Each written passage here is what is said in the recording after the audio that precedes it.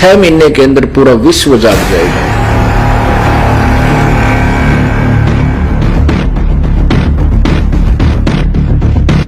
ये दास जो सत्संग कर रहा है, यदि जिस दिन किसी पुण्यात्मा के भाग उदय होंगे किसी चैनल वाले के, और इस ज्ञान को हिम्मत से करके चला देगा,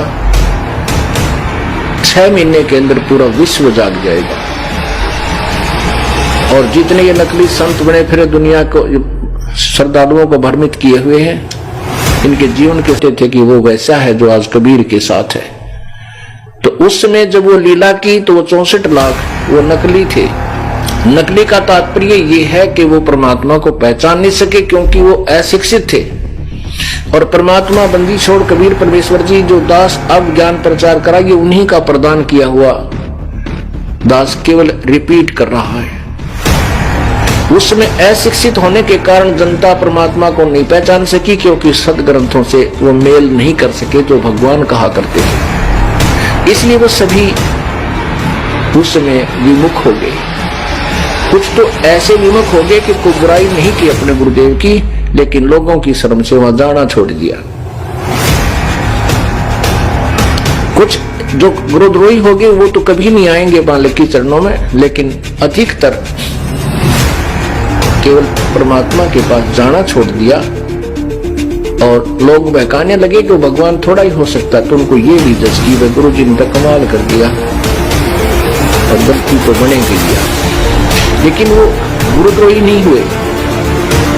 तो वो 64 लाख जो है अब उस परमात्मा की समर्थ उस समय जो भक्ति की, उन्होंने कोई 2 वर्ष की, किसी 10 वर्ष की, किसी 15 वर्ष की, किसी 20 वर्ष की, तो उसके कारण अब उन्हीं के मनुष्य जन्म होते हुए आ रहे हैं। उस भक्ति में इतनी शक्ति थी दाता ने जो आपसे करवा दी, जैसे आपको प्रथम मंत्र दिया जाता है। इसके कारण भी आपके हो सकता है 10-20 मनुष्य के जन्म हो सकते हैं।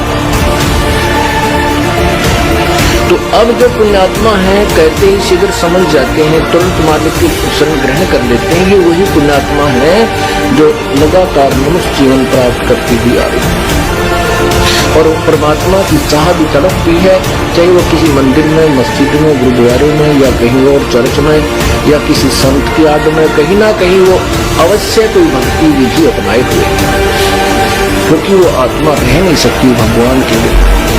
और परमात्मा जैसा भी उनको ज्ञान मिला प्रभु के विषय में, वो भोली आत्मा ने स्वीकार कर रखा है और उसी पर दृढ़ हो रही है, लेकिन कोई लाभ विशेष नहीं है।